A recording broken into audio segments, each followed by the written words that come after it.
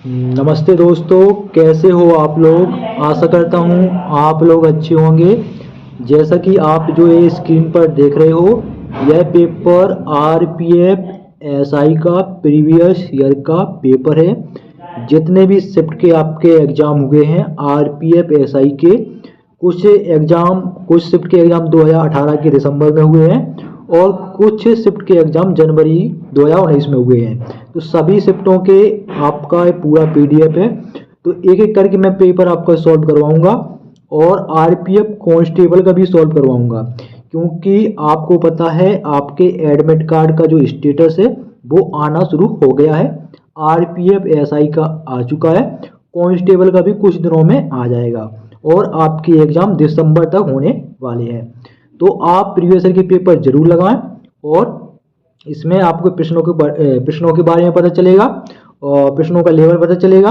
और previous year के paper आप किसी भी एग्जाम की तैयारी कर रहे हो तो प्रीवियस ईयर के पेपर आपको जरूर लगाने चाहिए। ठीक है, तो वीडियो स्टार्ट करते हैं। अगर आप चैनल पर नए हो तो चैनल को जरूर सब्सक्राइब कर लीजिए। और ये रहा आपका पहला प्रश्न। उसके अलावा ये देख लो, 5 जनवरी 2019 का आपका ये एग्जाम हुआ था और आपका ऑनलाइन एग्जाम एसआई का। ठीक है, कौन सी शिफ्ट का है वो भी मैं आपको बता देता हूँ। ये आपका शिफ्ट 1 का है। ठीक है, फर्स्ट शिफ्ट का है।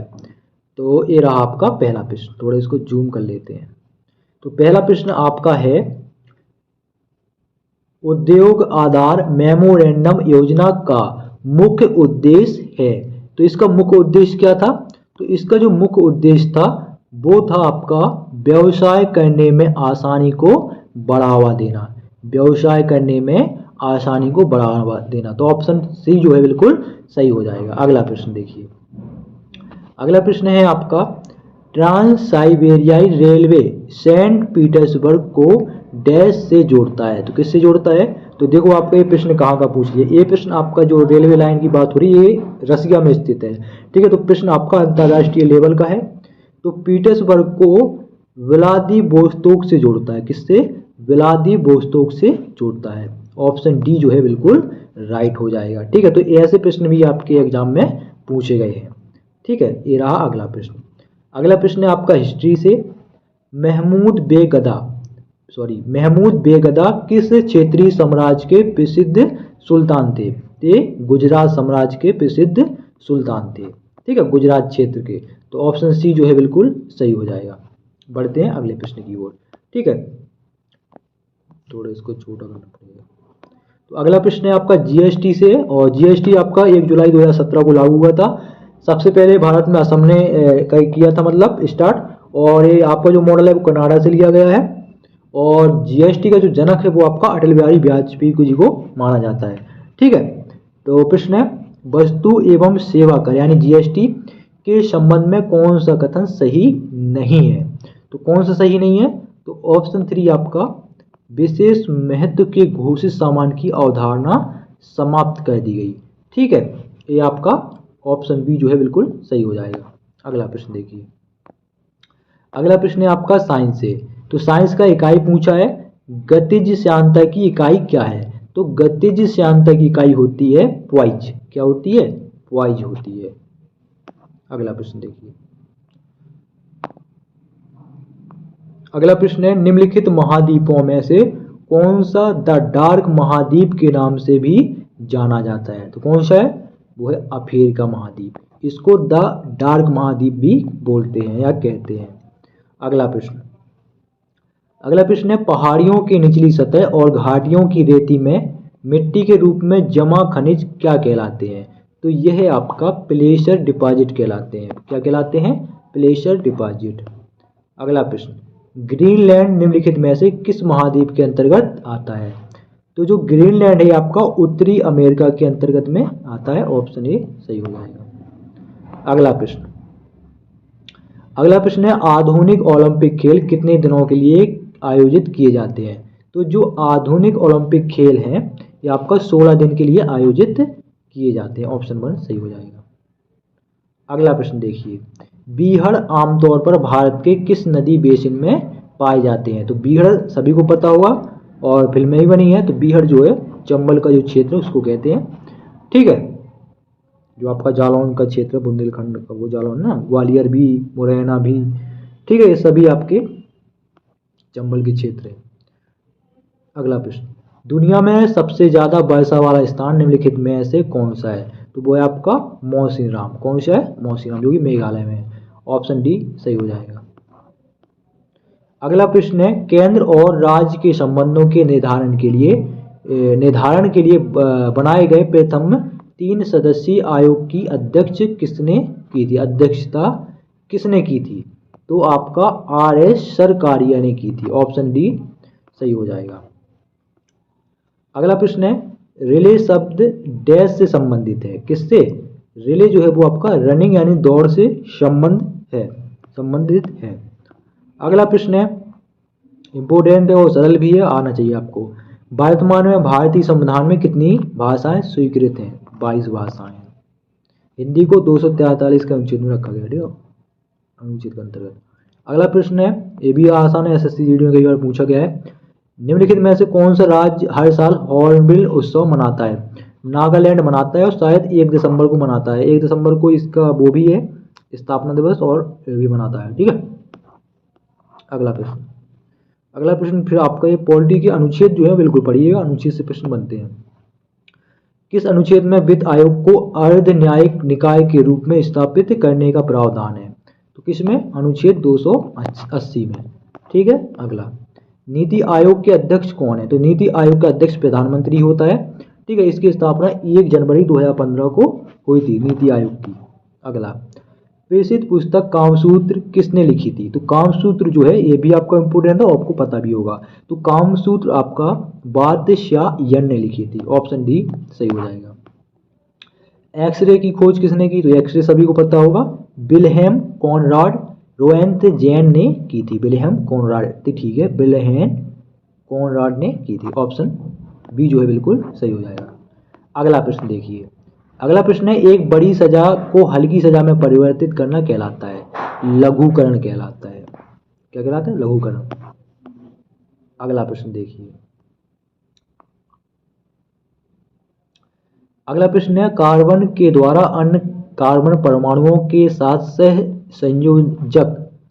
सहसंयोजक बंधन बनाने की विशेषता क्या कहलाती है? तो आपके विशेषता पूछी, इसको क्या कहते हैं? तो इसको क्या कहते हैं? श्रृंखलन कहते हैं, ठीक है। श्रृंखला बनाता है, श्रृंखलन इसको बोलते हैं, ठीक है। अगला प्रश्न है आपका, पहली अंतरराज्यीय परिषद का गठन कब हुआ था? 1990 में हुआ था। अगला, निम्नलिखित में से किस राज्य में लेपाक्षी मंदिर स्थित है? तो जो लेपाक्षी मंदिर है आंध्र प्रदेश में है, और आंध्र प्रदेश एक ऐसा राज्य है जिसका गठन सबसे पहले भाषा के आधार पर हुआ था 1956 में। अगला प्रश्न है, दिए गए विकल्पों में से कौन सा एक व्यक्तिगत खेल नहीं है? तो खो खो जो है आपका एक व्यक्तिगत खेल नहीं है, ठीक है। 1 मिनट, ठीक है। अगला प्रश्न कुछ प्रश्न आसान है तो इसका मतलब नहीं पेपर ही आसान हो जाएगा, लेकिन है जैसे पूछ लिया, जय जवान जय किसान का नारा किसने दिया? तो लाल बहादुर शास्त्री जी ने दिया था। अगला प्रश्न,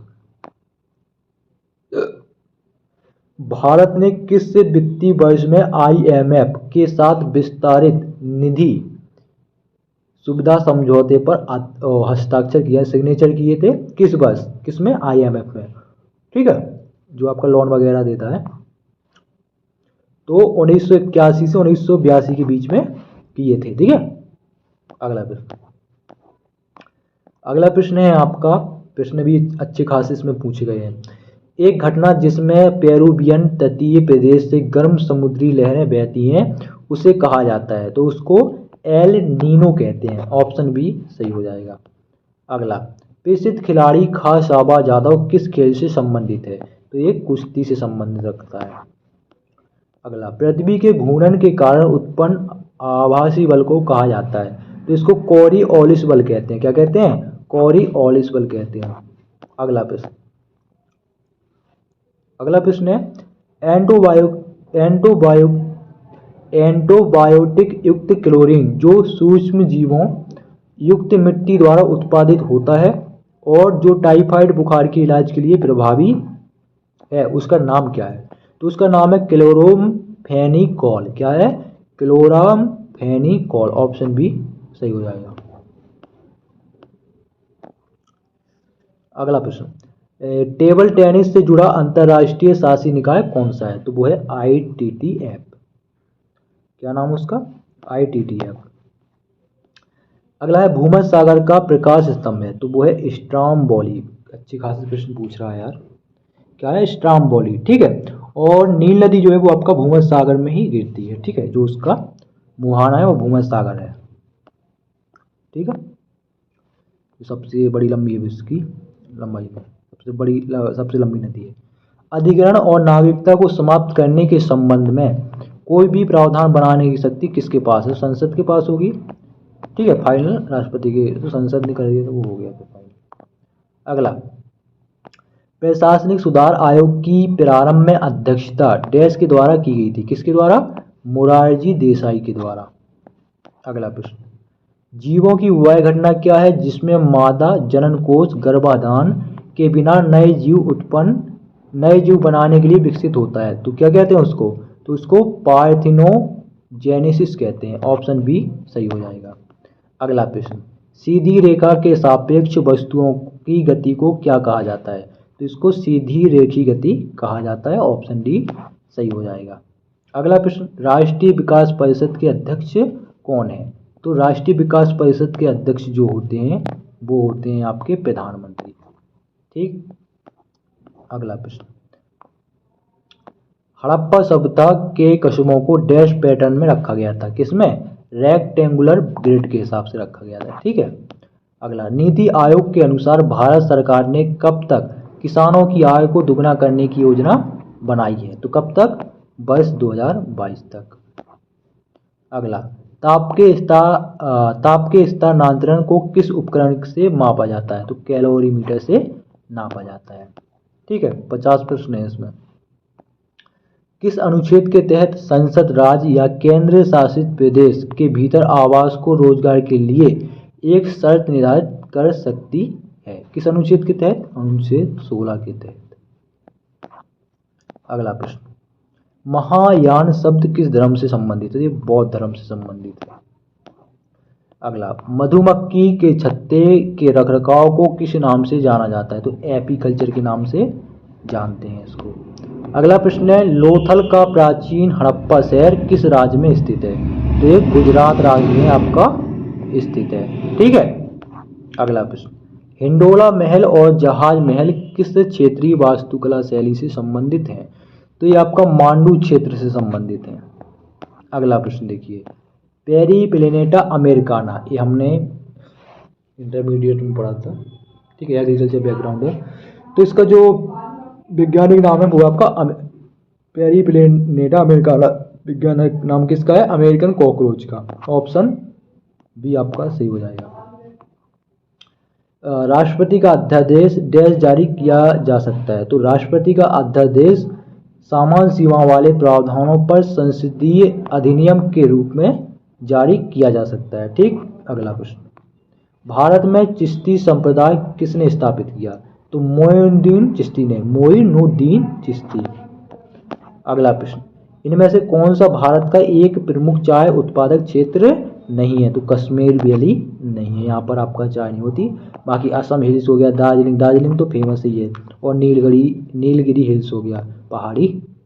ठीक है, कश्मीर वैली में नहीं होती। अगला, खेल में डेकाथलॉन में कितनी स्पर्धाएं होती हैं? 10 स्पर्धाएं होती हैं। ऑप्शन सी जो है बिल्कुल सही हो जाएगा। तो ये थे आपके जीके जीएस के 50 प्रश्न। आगे जो आपका ये सेक्शन है ये आपका रीजनिंग के प्रश्न है। ठीक है, रीजनिंग के ऐसे प्रश्न पूछे जाते हैं इसमें इंग्लिश में। या प्लांट का सीड हो गया, प्लांट में पौधे